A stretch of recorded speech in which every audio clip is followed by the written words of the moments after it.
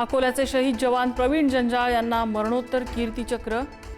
राष्ट्रपती द्रौपदी मुर्मू यांच्या हस्ते वीरपत्नी आणि वीरमाता यांनी स्वीकारला सन्मान। पुरस्कार स्वीकारताना वीरमाता शालू जंजाळ यांना अश्रू अनावर। दिल्लीत इंडिया आघाडीच्या 25 पक्षांची बैठक। आघाडीने पंतप्रधान पदाचा चेहरा निवडला पाहिजे। उद्धव ठाकरेंनी बैठकीत भूमिका मांडल्याची राऊतांची माहिती। नाशिकमधले भाजपचे बंडखोर गोकुळ गीतेंसोबत महाजनांची चर्चा। उद्या सकारात्मक निर्णय होईल, महाजनांची माहिती। तर प्रसाद हिरेंचा नरेंद्र दराडेंना पाठिंबा। राज्यसभेसाठी राष्ट्रवादीकडून प्रफुल्ल पटेलांचे निकटवर्तीय राजेंद्र जैन यांना उमेदवारी। सुनेत्रा पवार, पार्थ पवार, भुजबळ यांच्या उपस्थितीत राजेंद्र जैन यांनी भरला अर्ज।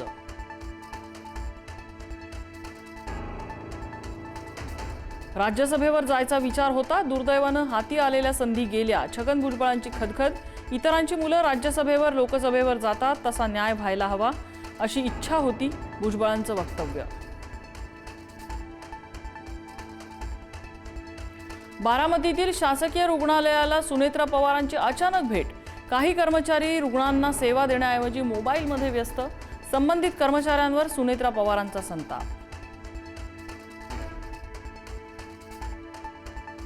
अखिल भारतीय मराठी चित्रपट महामंडळाचा निकाल जाहीर। मेघराज भोसलेंच्या नेतृत्वाखालील समर्थ पॅनल विजयी। अभिनेता सुशांत शेलारसह सर्व उमेदवार विजयी। कोल्हापुरात समर्थ पॅनलचा जल्लोष।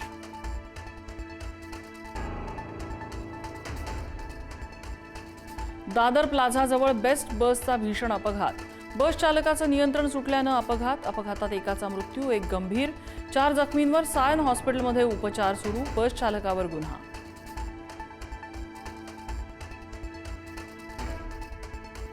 नाशिक TCS धर्मांतर प्रकरणात मुख्य संशयित आरोपी निदा खानची धक्कादायक कबुली। पीडितेला घरी नेऊन नमाज पठणाचं प्रशिक्षण दिलं, आरोपी निदा खानचा जबाब। महाराष्ट्रात मान्सूनची आगेकूच। कोकण घाटमाथ्यावर मुसळधार पावसाचा इशारा। पुढील 2 दिवस कोकणात काही ठिकाणी अतिवृष्टीची शक्यता। विदर्भात काही जिल्ह्यात उकाडा कायम राहणार।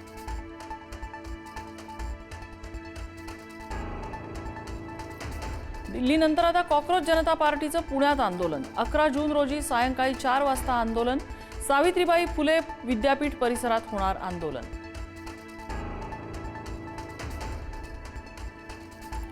नवी दिल्ली विमानतळावर वादळी वाऱ्यासह पावसामुळे विमानांचं नुकसान।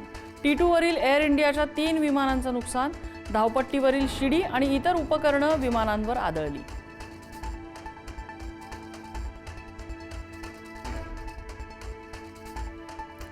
इस्रायल-इराण युद्ध पुन्हा पेटलं। ट्रम्प यांचा विरोध असूनही नेतन्याहूंकडून इराणवर हल्ले। इस्रायलने इराणमधील अनेक ठिकाणी डागले बॅलिस्टिक मिसाइल्स।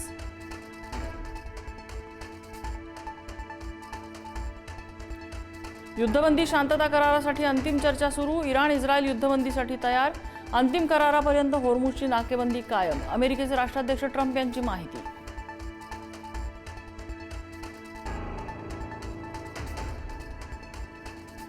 भारताचा कसोटी क्रिकेटमध्ये सर्वात मोठा विजय। अफगाणिस्तानवर 1 डाव आणि 300 धावांनी विजय।